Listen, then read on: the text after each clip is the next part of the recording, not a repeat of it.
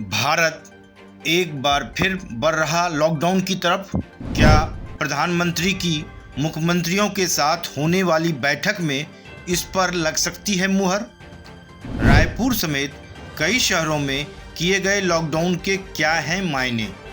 क्या देश एक बार फिर लॉकडाउन की तरफ बढ़ रहा है? प्रधानमंत्री नरेंद्र मोदी जब 23 सितंबर को 7 राज्यों के मुख्यमंत्रियों के साथ बैठक करेंगे, क्या उसमें इसकी कोई रूपरेखा तय होगी?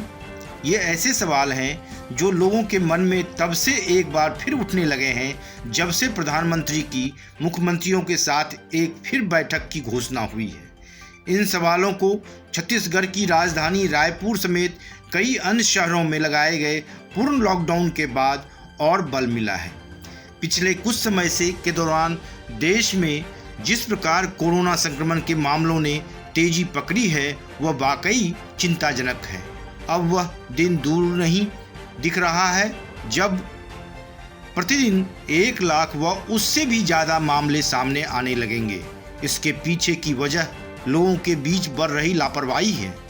ऐसे में जब देश अनलॉक की तरफ बढ़ रहा हो, उसके बाद भी लॉकडाउन का निर्णय एक बार फिर लोगों को सकते में डालने वाला होगा।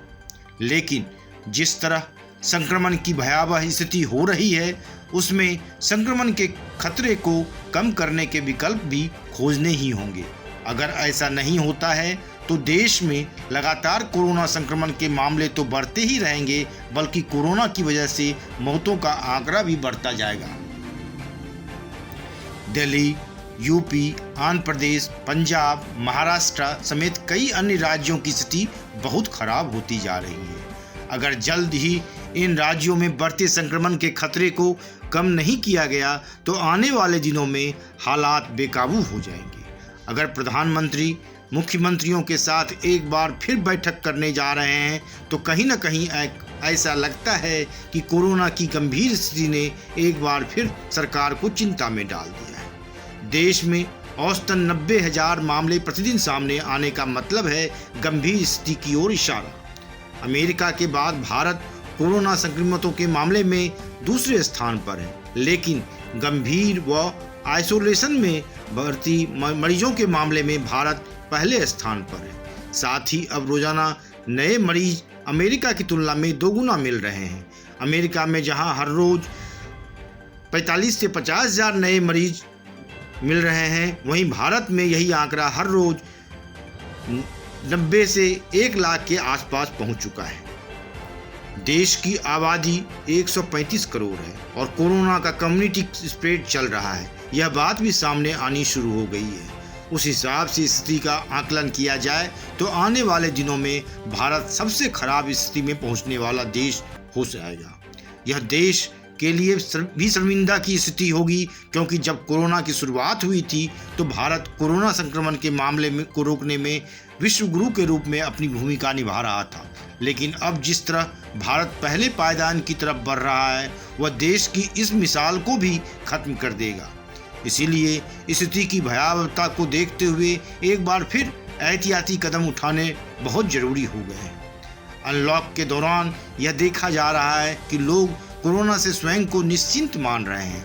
कोरोना से बचाव के लिए जो प्राथमिक नियम बनाए गए हैं उनका भी पालन नहीं किया जा रहा है।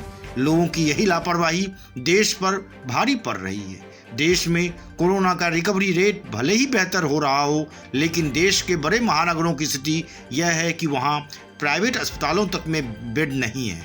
इनमें मुंबई, दिल्ली व एनसीआर के शहर मुख्य रूप से शामिल हैं। विशेषज्ञ पहले ही आशंका जता चुके हैं कि भारत के अंदर सितंबर-अक्टूबर के दौरान कोरोना संक्रमण के मामले पीक पर होंगे। आंकड़े भी इस बात के गवाह बनते जा रहे हैं। भारत में कोरोना मरीजों का आंकड़ा 55 लाख के पार हो चुका है और मरने वाले की संख्या 86,000 के पार। इसीलिए अनलॉक की स्थिति के बाद प्रधानमंत्री का मुख्यमंत्रियों के साथ बैठक करना महत्वपूर्ण होगा। इससे भले ही यह सवाल भी खड़ा होता हो, क्या अनलॉक के बाद देश एक बार फिर लॉकडाउन की तरफ तो नहीं बढ़ रहा है, बशर्ते इसकी शुरुआत कुछ ही राज्यों से क्यों न होने जा रही हो। पर इसमें भी लोगों की ही जागरूकता सबसे महत्वपूर्ण भूमिका निभाएगी। जब तक कोरोना की कोई वैक्सीन नहीं आ जाती। लोगों को कोरोना से बचाव के लिए बनाए गए नियमों का पालन करना ही होगा, तभी बढ़ते मामलों को कम किया जा सकता है। ब्यूरो रिपोर्ट, वनडे मैट्रम्स।